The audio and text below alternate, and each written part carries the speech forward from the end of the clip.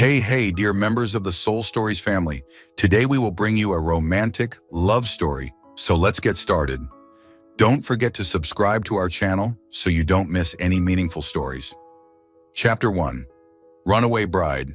The early summer sunlight streamed through the stained glass windows of the old church, illuminating the pristine white wedding dress that Vera Lysander wore. At 28, she wasn't the type of bride who trembled with shy anticipation before her big day. Her long brown hair was neatly tied back beneath a veil, but her sharp eyes glinted with mischief and determination. This wasn't her dream wedding. It was a trap set by her mother, Isadora Lysander, to save the family's debt-ridden corporation.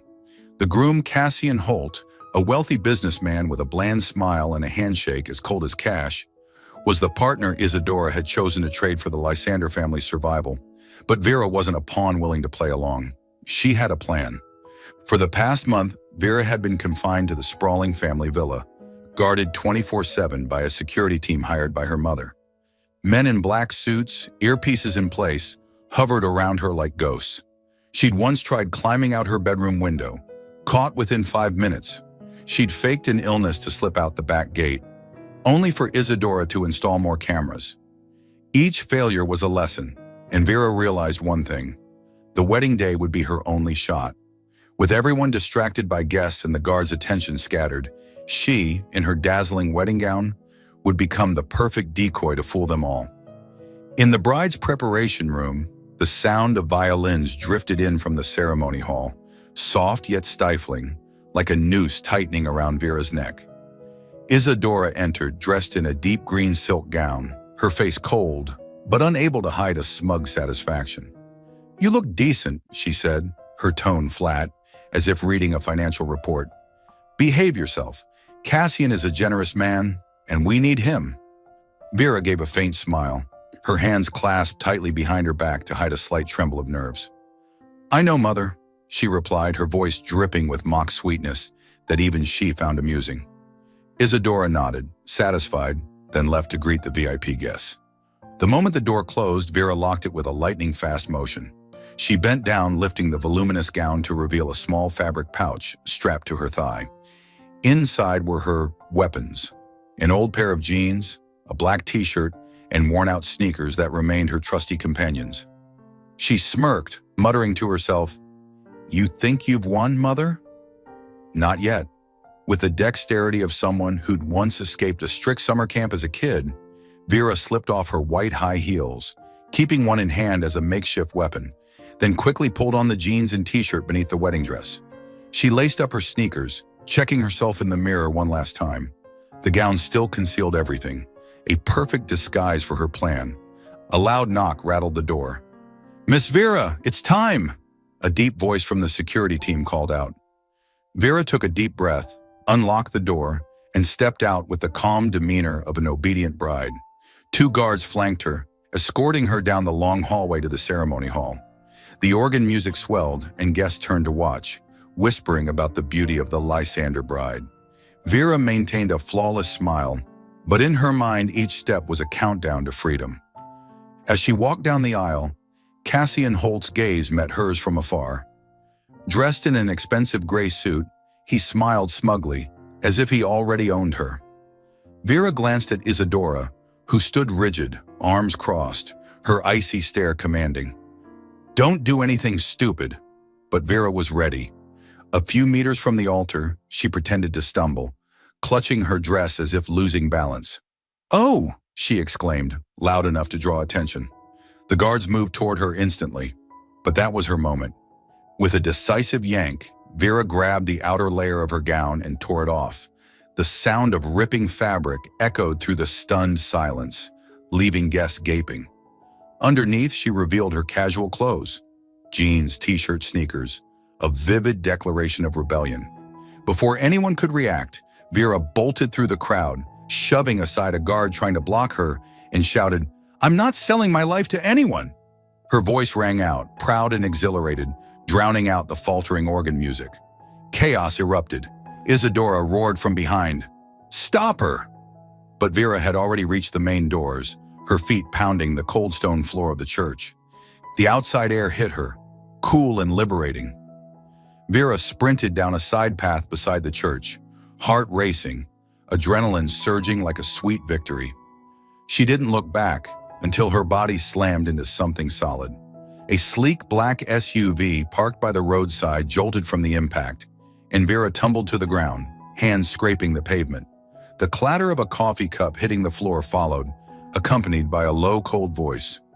"Are you a stunt double or something?" Vera looked up, panting.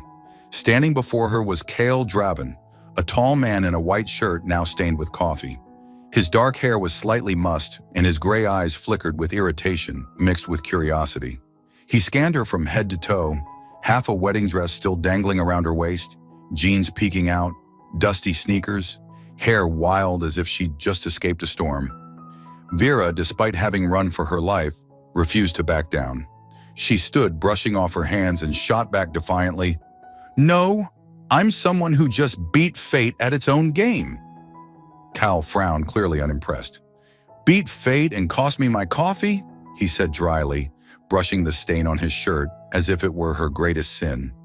Vera smirked, about to retort, when distant shouts from the guards snapped her back to reality. "Miss Vera, stop!"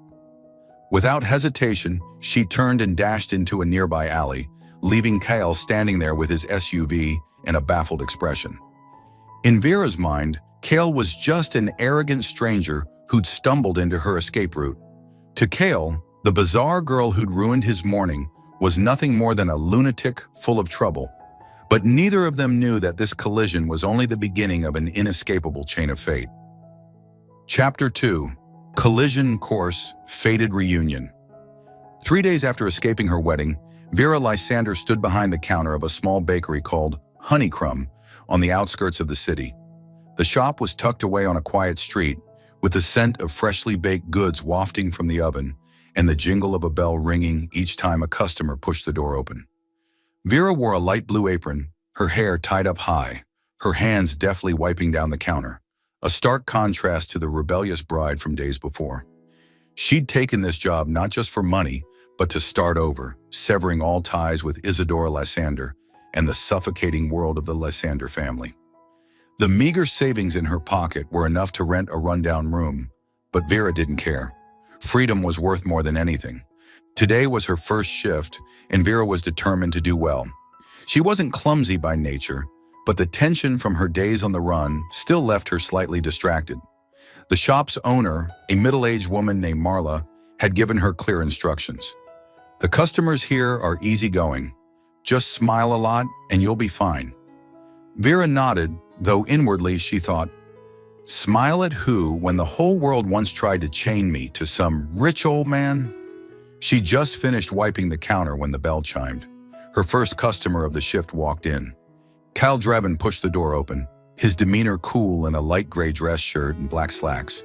He'd just finished a short meeting nearby and stopped by the bakery for a rare sweet treat, a small habit to unwind. His gray eyes scanned the cozy space, landing on the employee behind the counter. Vera looked up, flashing a professional smile. "Hi, what can I get for you?" But as their eyes met, both froze. Cale's brow furrowed, the memory of the girl who'd crashed into his car days ago flooding back. Though she no longer wore a torn wedding dress or dusty sneakers, he recognized that defiant glint in her eyes. Vera, meanwhile, felt her heart skip a beat. The man with the coffee-stained shirt and sarcastic tone, unmistakable. But she quickly regained her composure, forcing her smile to stay in place. What's he doing here, she wondered, her grip tightening on the rag beneath the counter. "A croissant and a black coffee," Cale said evenly, though his gaze didn't waver from her. Vera nodded, turning to grab a pastry from the glass display, trying to act normal. She placed the croissant on a plate, but her hand trembled slightly, not from fear, but from irritation as she recalled his stunt double jab from before. As she turned back, the plate slipped from her grasp, and the croissant landed squarely on Cale's chest, leaving a faint smear of butter across his shirt. The room fell silent for 3 seconds. Vera opened her mouth, about to apologize on reflex, but Cale spoke first. "You," he said, his voice dropping low, "are you planning to ruin the world one step at a time?" He brushed at his shirt, but the butter only spread further. Vera instantly abandoned any thought of apologizing. She crossed her arms, smirking. "And you're great at ticking people off. Who told you to stand so close to the counter?" Kyle stared at her, incredulous. "Stand close to the counter? This is a bakery. Where else am I supposed to stand? On the ceiling?" He pointed upward, his sarcasm unmistakable. Vera took a deep breath, trying to stay calm, but her feisty side kicked in. "If you'd been quicker, you could have caught the croissant." "Don't blame me," she shot back, her tone sharp, hands on her hips as if ready for a fight. The few customers seated in the corner began to turn and look. Marla poked her head out from the kitchen, asking worriedly, "What's going on, Vera?" But Vera ignored her. She and Kyle were locked in a stare-down, neither willing to back off. "You're that crazy bride from the other day, aren't you?" Kyle said, his voice lowering as if he'd just uncovered a secret. "I knew it. Only someone like you would spill coffee on someone and then run off." Vera's face flushed, not from embarrassment, but from anger. "And you're the arrogant jerk who got in my way. Don't think I forgot that smug tone of yours," she fired back, pointing straight at him. Kale raised an eyebrow, and for the first time that day, the corner of his mouth twitched upward. Not quite a smile, but as if he found her stubbornness oddly entertaining. "Got in your way? I was standing still, and you crashed into me. Now you've ruined my shirt. Impressive talent." "Your shirt's fine. What about my life that almost got ruined?" Vera snapped, forgetting she was at work. Marla rushed out, trying to smooth things over. "Come on now, I'll apologize for her. Let me get you another croissant, on the house." But Kale wasn't interested. He pulled out his phone, opened a review app, and typed a quick line. "Staff is a living disaster. 1 star." He held the screen up for Vera to see, saying, "Consider it a reunion gift." Vera glared, her hands clenching so hard her knuckles turned white. "You wouldn't dare," she growled, stepping out from behind the counter as if to snatch the phone. Kel took a step back, unfazed. "Already done. Good luck with your new job." He turned, pushed the door open, and walked out, leaving Vera standing there, panting with rage. Marla pulled her back, worried. "Vera, calm down. He's just a customer." But Vera wasn't listening. She muttered under her breath, "That guy, I swear I'll teach him a lesson." Outside, Cal brushed at his shirt again, eyeing the butter stain with annoyance. But in his mind, the image of the stubborn girl who'd just gone toe-to-toe with him made him smirk. A rare smile he didn't even notice. She wasn't just clumsy, she was defiant in a strangely captivating way. Back in the bakery, Vera watched his retreating figure through the glass door, vowing to herself, "Next time we meet, I'll make you eat that sarcasm." She had no idea that their next encounter would come sooner than she expected. Chapter 3. Crashing Worlds. Unavoidable Encounters. After the bakery spat, Vera Lysander swore to herself that she'd never let Cale Draven, the arrogant man with the 1-star review, cross her path again. But life, like a taunting game, never bent to her will. Within a week, Vera and Cale kept running into each other in the oddest situations, each accident sparking irritation while subtly shifting how they saw one another. It all started 4 days after the bakery incident. Vera took a delivery order from Honeycrumb to a sleek modern office building downtown. The gleaming glass panels and polished luxury of the place made her feel out of place in her thin jacket and baseball cap, worn to avoid recognition by anyone from the Lysander family. Carrying a carefully packed box of pastries, she stepped into the elevator, muttering the address Marla had given her. Room 1403, delivered to Mr. Draven. She didn't think much of it, just wanted to drop it off and leave. The elevator stopped at the 14th floor, and Vera entered a spacious office with dark wooden desks and the faint scent of coffee in the air. A young secretary pointed down the hall. "Mr. Draven's in the last room. Don't bother him long. He's busy." Vera nodded and approached a wooden door with a small plaque reading K. Draven.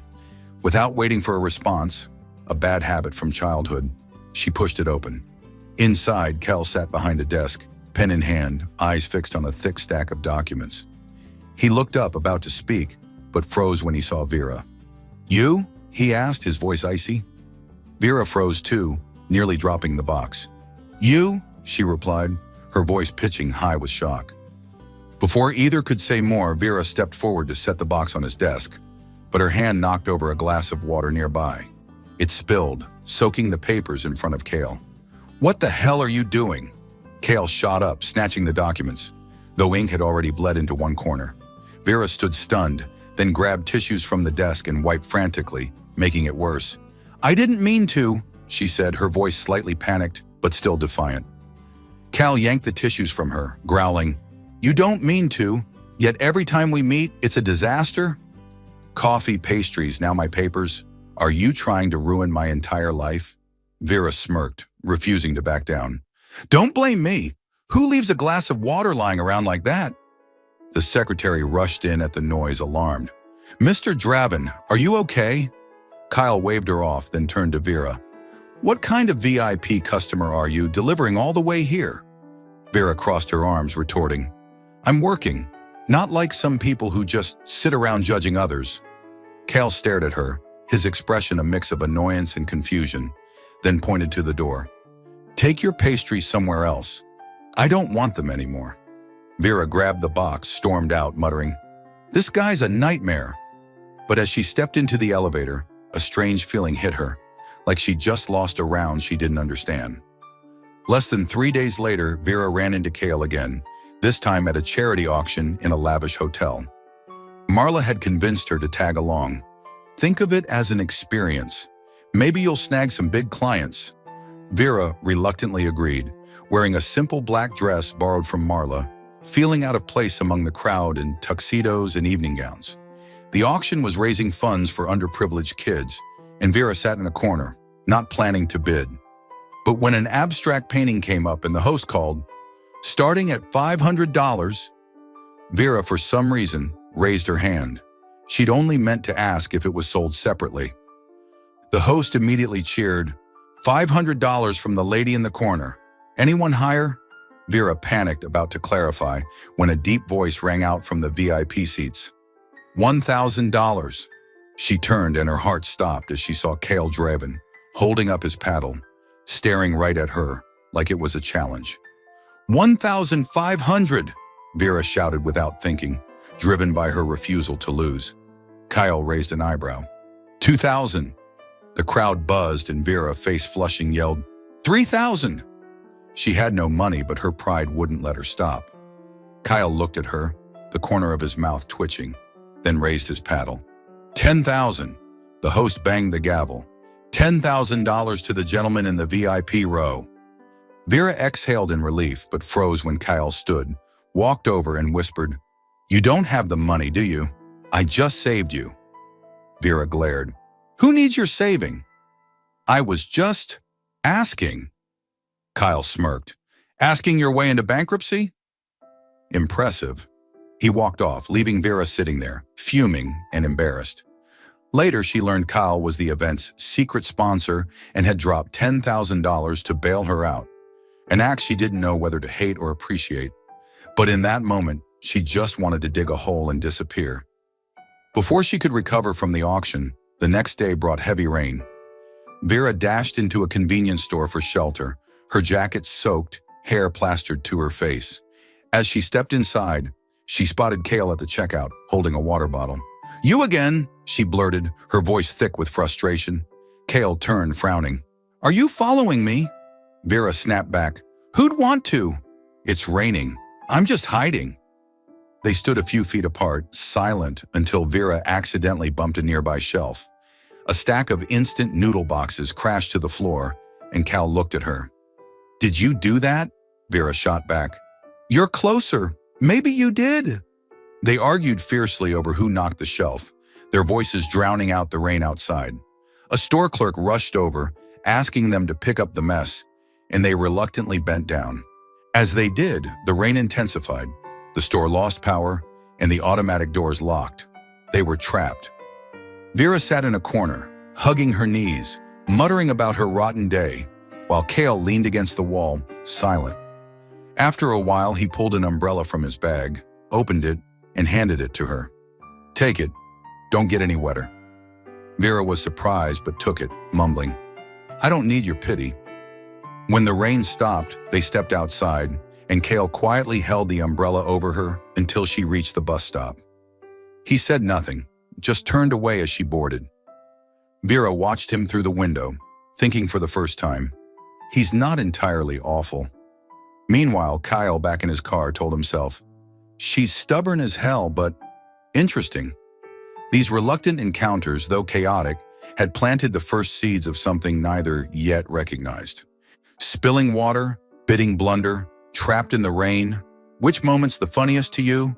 Subscribe to the channel to keep watching and share your thoughts in the comments. Chapter 4. Forced Proximity, Bound Together. After a string of chaotic, unavoidable encounters, Vera Lysander decided she needed a more stable job to rebuild her life. Honeycomb was warm and welcoming, but the meager pay wasn't enough to lift her out of her cramped rental room or ease her constant worry that Isadora Lysander might track her down at any moment. One afternoon, while scrolling through job listings on her phone, Vera got a call from Marla. There's a temporary gig, assistant for a big art event, 2 weeks, Marla said, her voice brimming with excitement. Good pay, and I think you can handle it. I've already recommended you. Vera hesitated, but the money, enough to move to a new place, made her nod. All right, I'll take it. On her first day at the venue, a sprawling gallery with pristine white walls and soft lighting, Vera felt a bit overwhelmed. Dressed in a white blouse and jeans, she tried to look professional, despite the unease gnawing at her. The event manager, a middle-aged woman named Elise, greeted her with a friendly smile. You'll be working directly with the main sponsor, Elise said, leading Vera down a long hallway. He's a bit particular, but very talented. Just follow his instructions, and you'll be fine. Vera nodded, thinking she'd dealt with difficult people before, until the meeting room door swung open, revealing Kale Draven seated at the head of the table, flipping through a stack of documents. You? Kale looked up, his voice dropping low, gray eyes flashing with familiar irritation. Vera froze, clutching her small bag tightly. You, she replied, her voice spiking with shock. Elise glanced between them, surprised. You two know each other? Vera opened her mouth to deny it, but Kale cut in first, his tone icy. Barely. But I'm not sure she's suited for this job. Vera fired back instantly. I can do it. Don't judge me before I've even started. Elise gave an awkward laugh, trying to smooth things over. Come on, we've only got 2 weeks to prepare. I'm sure you'll work well together. And so Vera and Kale were thrust into collaborating for 2 weeks to organize Canvas of Hope, an art exhibition showcasing young artists' works to raise charity funds. From day one, they clashed relentlessly.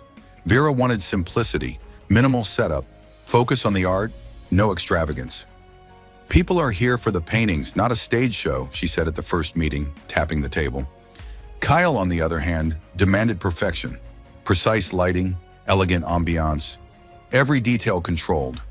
This isn't your bakery, he retorted, his voice dripping with sarcasm. If it's half-baked, no one's donating. Vera glared. You think I don't get the value of this event? Not everyone loves your flashy style. The days that followed were an endless stream of arguments. Vera picked artists based on the emotion in their work. Kale dismissed them for lacking name recognition. Kale insisted on hiring an expensive lighting crew. Vera objected because the budget isn't infinite. They bickered over everything, curtain colors, chair arrangements. Once, when Vera accidentally spilled coffee on Kale's plans, he stared at her with murder in his eyes. Is destruction just innate for you?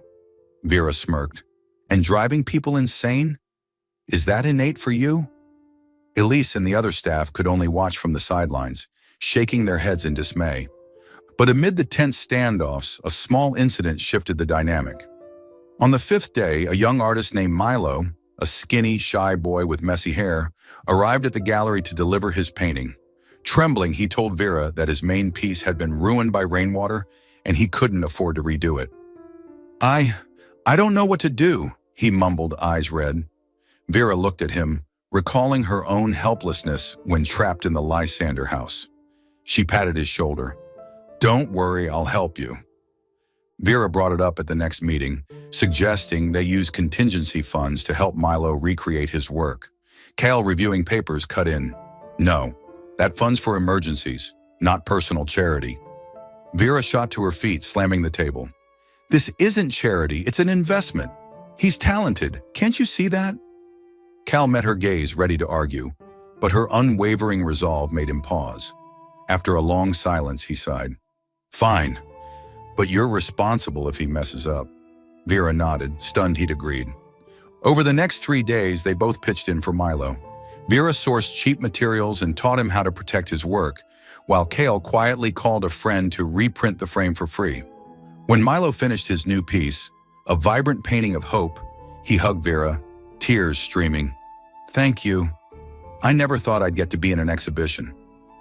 Vera smiled, patting his back. Just believe in yourself.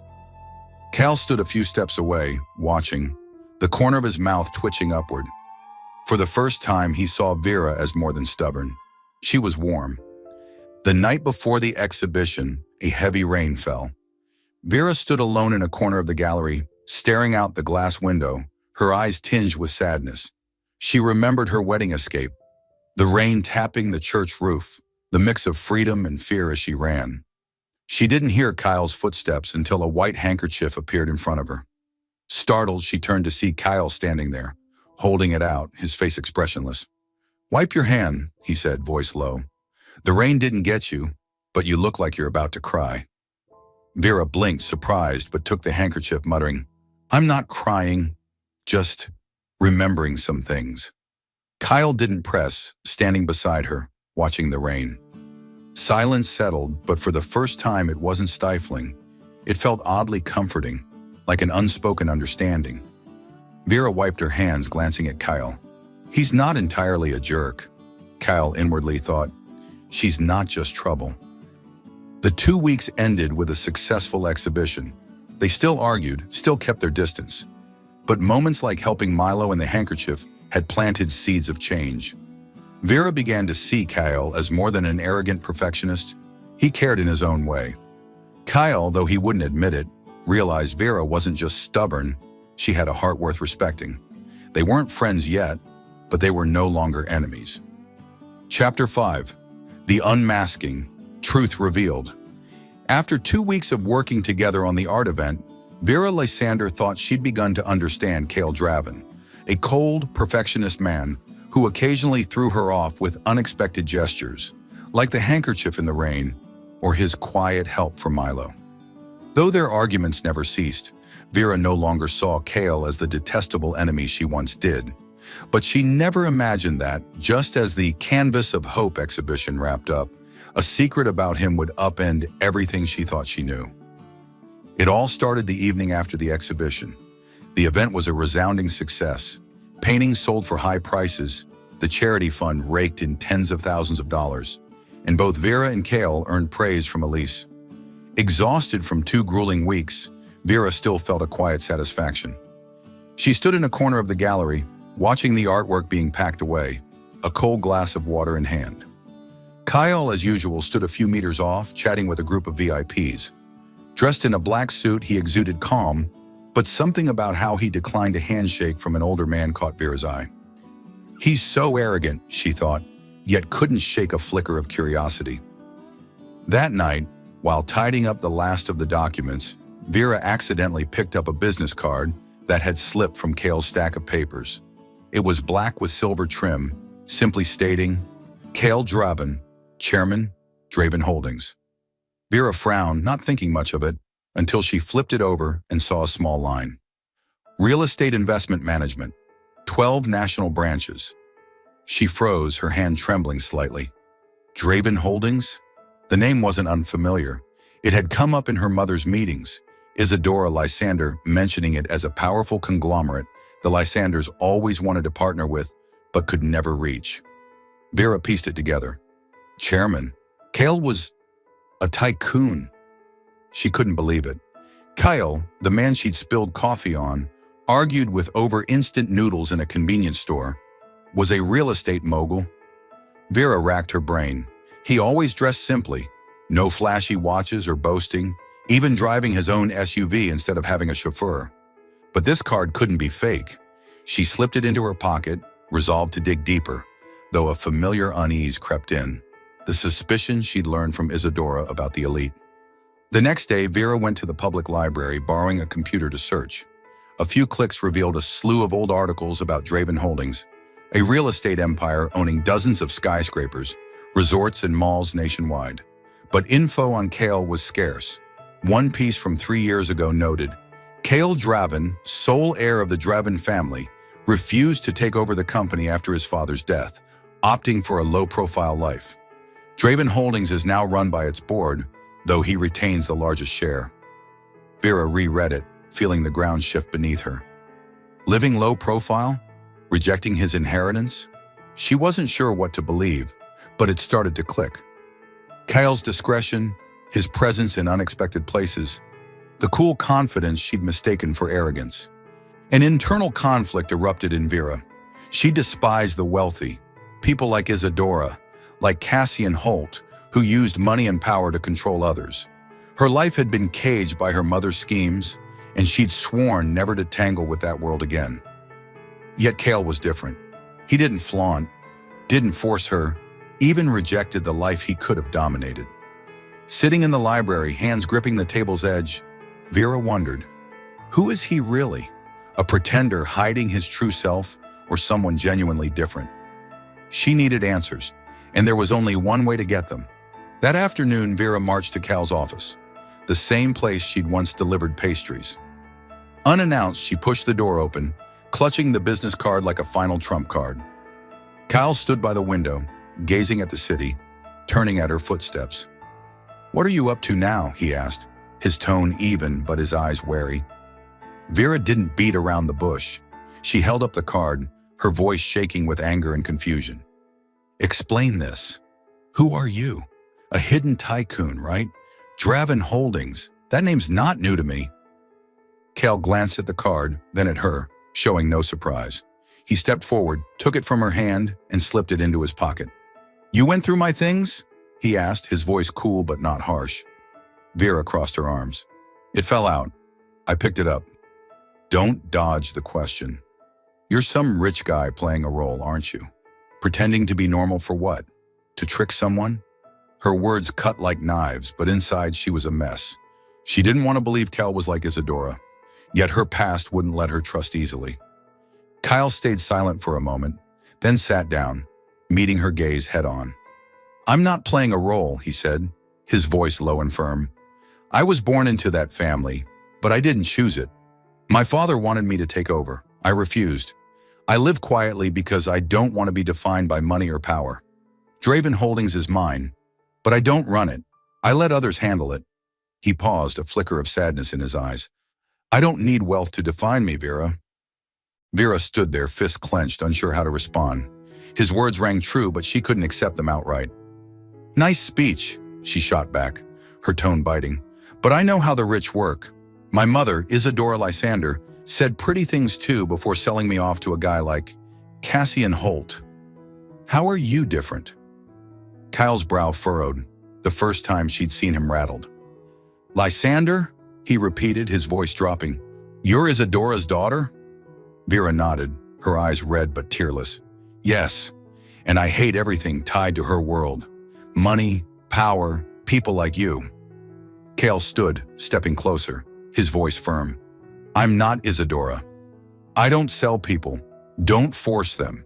If I wanted that life, I'd be in a penthouse, not driving myself or working like this." He pointed out the window to his black SUV below. "You think I'm fake? Fine. But don't lump me into the world you hate without knowing me."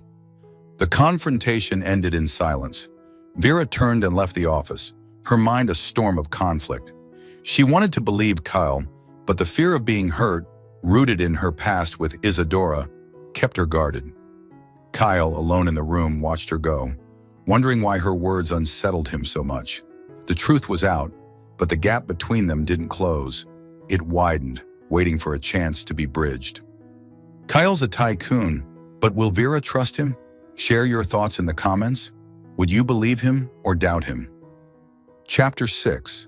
The Shift, a Change of Heart. After the tense confrontation in Cale Draven's office, Vera Lysander no longer crossed paths with him as often. The Canvas of Hope exhibition had ended, and she returned to her job at Honeycomb, trying to focus on her new life. But Kale's words, "I don't need money to define me," kept echoing in her mind, refusing to let her push him out of her thoughts. Vera was conflicted. She'd built a solid wall to shield herself from the elite world she despised. But Kyle, with his inexplicable sincerity, was making that wall tremble. She didn't want to admit it, but every time she recalled the handkerchief in the rain or his quiet help for Milo, her heart beat a little faster. The chance for them to face each other again came on a special evening, the gala celebrating the exhibition's success. Elise, the event manager, invited Vera as a key contributor. "You have to come," Elise said over the phone. "Everyone wants to thank you." Vera hesitated, knowing Kyle, the main sponsor, would surely be there. But she couldn't refuse, driven partly by curiosity and partly by an odd pull she couldn't name. She wore the simple black dress from the auction, staring at herself in the mirror, telling herself, "I'm just going to get it over with, nothing to do with him." The gala was held in a luxurious hotel, its grand hall aglow with crystal chandeliers and warm light, decorated with paintings from the exhibition. Vera stepped in, feeling out of place among the crowd in tuxedos and evening gowns. She lingered in a corner, clutching a glass of orange juice, watching the room. Then she saw Kale. He stood near the stage, dressed in a black suit, calm yet striking amid the throng. He was talking to a group, but his eyes suddenly met hers. Vera turned away, pretending not to notice, though her pulse raced. The gala went smoothly. Elise gave a speech, thanking the artists and sponsors, including Kyle. When he took the stage, his deep voice rang out briefly. "This wasn't just my effort. Thanks to those who worked hard, even if a bit clumsily at times." The crowd chuckled, and Vera knew he meant her. She glared from afar, but the corner of her mouth twitched upward. For the first time, his sarcasm didn't annoy her. As the night wound down, fireworks lit up the sky from the hotel's rooftop. Guests poured outside to watch, and Vera was swept along. She stood at the railing, the night breeze lifting her hair as fireworks burst in dazzling reds, yellows, and blues, their reflections dancing in her eyes. She was so captivated, she didn't notice Kale beside her until he spoke. "Pretty, isn't it?" His low voice startled her, and she turned to find him closer than she'd expected, hands in his pockets, eyes on the sky, a faint curve to his lips. "Yeah, it is," Vera replied, trying to sound casual, though his nearness made her tense. They stood in silence for a moment, the fireworks drowning out all else. Then Kale turned to her, his gaze deep. "Do you still hate me?" Vera blinked, caught off guard by his bluntness. She opened her mouth for a sarcastic retort, but his eyes, no longer cold but strangely warm, silenced her. "I don't know," she admitted, her voice softening. "I hate what you represent, but you're not like them?" Kyle said nothing, just looked at her. Another firework exploded, its light bathing their faces. Then, as if spurred by something unspoken, he stepped closer, his hand gently grasping her wrist. Vera froze, about to pull away, but his gaze held her still. "I'm not forcing you to trust me," he said, his voice low but steady. "But I want you to know who I am, not the title you read." Before she could react, Kale drew her in, and his lips met hers. The kiss was sudden, firm, yet not rough. Vera stood stunned for a heartbeat, her mind blank, but then her body moved before her reason could catch up. She closed her eyes and kissed him back. The fireworks blended with the chaotic thumping of their hearts, and in that moment, every wall between them seemed to crumble. When Kale pulled away, he was breathless, his eyes still locked on hers. Vera flushed, stepping back, her hand brushing her lips as if she couldn't believe what had happened. What was that?" she asked, her voice shaky.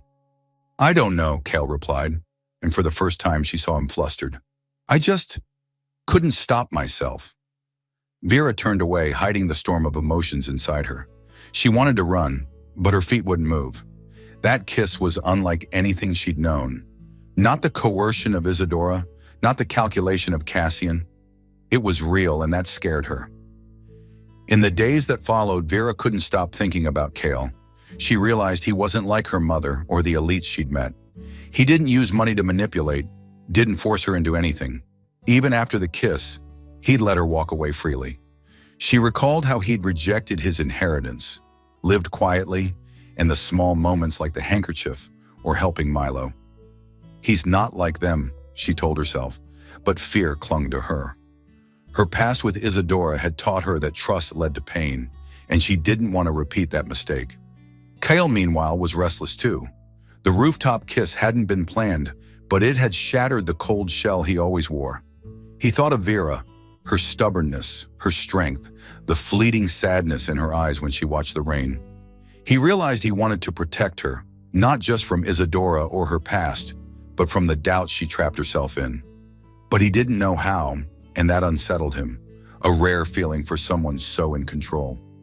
They met again a few days later, by chance, at a small coffee shop. Vera sat in a corner, reading, while Kale came in for a to-go order. When he saw her, he paused, then approached. "I didn't mean to kiss you," he said, his voice low but sincere. "But I don't regret it." Vera looked up, her eyes wavering. "I don't know what to think of you," she replied softly. "I'm scared. Scared of getting hurt again." Kel sat across from her, not touching her, just saying, "I won't promise you the world, but I won't hurt you. Trust me or not, it's up to you." Their talk ended without promises, but both felt the shift. Vera began to believe Kale was genuine, and Kale resolved to prove it. Something fragile yet fierce bloomed between them, caught between fear and hope. Chapter 7. The Fallout, Misunderstandings and Fractures. After the kiss on the rooftop and their coffee shop conversation, the relationship between Vera Lysander and Kale Draven settled into an odd, undefined space, unspoken yet brimming with emotion. They weren't officially anything to each other, but brief encounters afterward, a nod when they bumped into each other at the bakery, a text from Kale checking in, brought Vera a warmth she'd never known. She began to believe Kale wasn't like Isadora Lysander or Cassian Holt, that he was genuinely sincere. But that fragile trust wasn't strong enough to withstand the shadows of her past, and a massive misunderstanding shattered everything. It started on a Tuesday morning while Vera was wiping down the counter at Honeycomb. Marla, the shop owner, bustled in holding a tabloid, her voice buzzing with excitement. "Vera, look at this! Hot news about that sponsor guy you worked with at the exhibition." Vera frowned, not particularly interested, but when Marla slapped the paper onto the counter, the headline hit her like a punch. Kale Draven partners with Lysanders through marriage. Tycoon alliance in the shadows. Below it was a photo of Kale shaking hands with an older man, paired with text.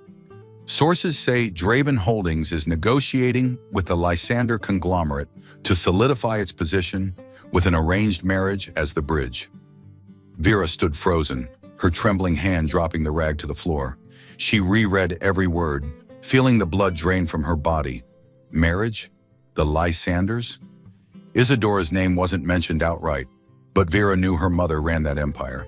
She flashed back to Isadora, forcing her to marry Cassian to save the company. And now the thought that Kale, the man she'd started to trust, might be secretly aligning with her mother to control her left her breathless. He tricked me, she thought, tears welling up but held back by a surge of anger. Without a second thought, Vera tore off her apron and bolted out of the bakery, leaving Marla calling after her in confusion. She took a cab to Kale's office, the same place she'd once confronted him about his true identity. Pushing the door open, she found him seated behind his desk, flipping through documents. Kale looked up, a smile starting to form when he saw her. But the sight of her red-rimmed eyes and furious expression stopped him cold. "What's wrong?" he asked, his voice low but laced with concern. Vera flung the tabloid onto his desk, her shaking hand pointing at the headline. "Explain this," she yelled, her voice breaking. "You're working with Isadora, aren't you? You plan to use me as a pawn, just like my mother did. I was so stupid to trust you." Kyle glanced at the paper, then at her, his eyes darkening. He stood, his tone firm. "What are you talking about?" "I'm not working with anyone. This is nonsense." "Nonsense?" Vera laughed bitterly, tears finally spilling over. "You think I'm blind? Draven Holdings, the Lysanders, marriage. It's all right here. You pretended to be sincere, pretended to be different. But you're just another scheming rich bastard. She stepped closer, jabbing a finger into his chest. You kissed me, made me trust you. For what? To trick me into going back to the cage Isadora locked me in? Her voice cracked, raw with pain and rage. Kyle clenched his fists, struggling to stay calm, but his eyes betrayed a flicker of hurt. Vera, listen to me, he said, his voice low but urgent. I don't know anything about this article. I haven't met Isadora, haven't negotiated anything. Someone might have spread a rumor, but I swear. Vera cut him off, shouting, Don't swear! I don't believe you anymore. I'd rather be alone than get fooled again. She spun around and stormed out of the office, leaving Kale standing there, his hands falling limp. Outside, rain began to fall, but Vera didn't care. She ran through it, tears mixing with the downpour, her chest aching like it was being torn apart. She remembered the rooftop kiss, his words at the coffee shop. Now they felt like a cruel joke. I'm such an idiot, she berated herself, the sting of betrayal crushing her. She'd opened up to Kale, believed he was different, but that article dragged her back to reality. The elite never changed, and she was just prey in their eyes. Back in the office, Kale stood motionless, staring at the tabloid on his desk. He knew these kinds of rumors, fabrications by business rivals, or tabloids chasing clicks. He could call his lawyer, track down the source, but right now all he could think about was Vera's anguished eyes. She didn't trust him.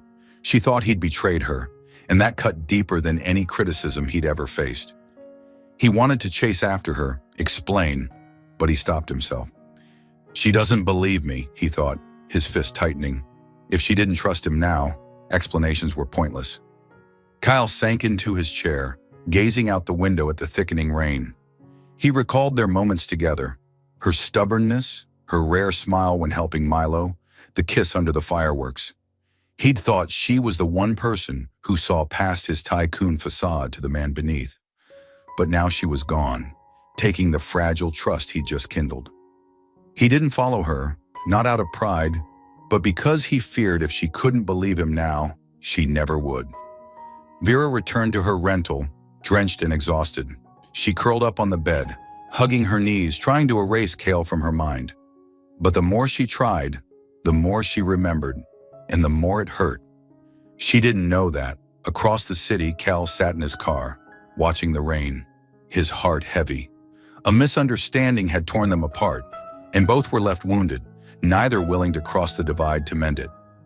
Chapter 8. The Return, a Second Chance. A month had passed since Vera Lysander stormed out of Kale Draven's office in the rain and tears, carrying the pain of a misunderstanding sparked by a tabloid headline. Kale Draven partners with Lysanders through marriage. Her life slipped back into its old rhythm. Working at Honeycrumb, living in a small rental with peeling walls, and trying to bury every memory of Kale. But she couldn't. Each time she closed her eyes, she saw the hurt in his gaze as she'd shouted, I'd rather be alone than fooled again. She told herself she'd been right to walk away, that trusting someone like Kale, a hidden tycoon, was her biggest mistake. Yet deep down, a small part of her gnawed at her, wondering if she'd judged him too hastily. Kale, meanwhile, refused to let himself sink into silence or despair. He knew the article was a lie, a dirty trick by a business rival to tarnish Draven Holdings' image. He'd tasked his legal team with investigating, and the results quickly confirmed it. No negotiations with the Lysanders, especially not Isadora Lysander, had ever taken place. But what haunted him wasn't his reputation or company, it was Vera. He couldn't forget her eyes blazing with anger and pain, or how she'd bolted from his office without giving him a chance to explain. He realized he'd been wrong not to chase after her that day, letting pride and helplessness stop him from holding her back. Cal resolved to act, not just to prove the truth, but to reclaim the trust of the woman who'd stirred his heart for the first time in years. He set to work organizing a new art exhibition, Echoes of Freedom, for the young artist from Canvas of Hope. But its heart lay in a central area he named Vera's Escape. Cal didn't just pour money into it. He oversaw every detail himself. Paintings arranged simply yet elegantly, soft lighting instead of ostentation, a warm space reflecting the style Vera had championed in their past collaboration. He wanted her to see that he'd not only listened, but valued her. More than that, Cale publicly rejected a partnership offer from Isadora, one sent to Draven Holdings right after the tabloid story, aiming to exploit the rumor. He ensured the news spread to the press, paired with a clear statement: Draven Holdings doesn't need alliances to survive. I choose freedom, as someone taught me it's worth more than anything. While Cale immersed himself in the exhibition across the city, Isadora Lysander couldn't find peace. The initial tabloid had pleased her. She'd thought it would force Vera back, or at least draw Cale Draven's attention to the Lysanders as a potential partner. But when Cale rejected her offer and publicly disavowed any connection, unease crept in.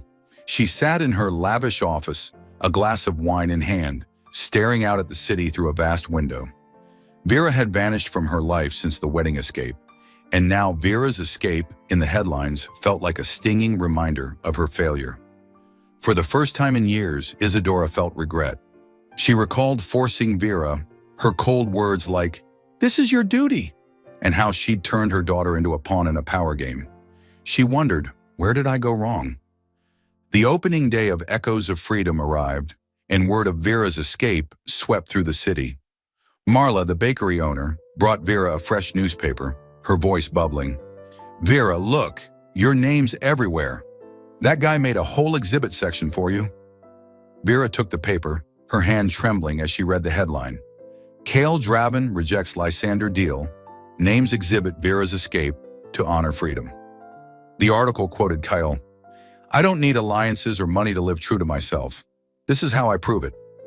Vera sank onto a stool behind the counter, her emotions a tangled mess. She reread it, torn between gandong and confusion.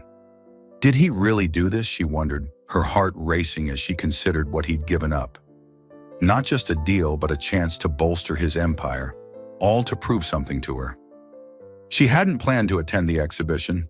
She feared facing Cale, worried it might be another ploy. But that evening, standing in her chilly rental, staring at the simple black dress hanging on the wall, Vera felt an irresistible pull. She slipped it on, threw on a light jacket, and stepped out. At the gallery, she paused at the entrance, hesitant. Inside, soft light bathed the paintings, and Vera's escape stood out with a large sign reading, "For the one who taught me freedom is worth more than anything."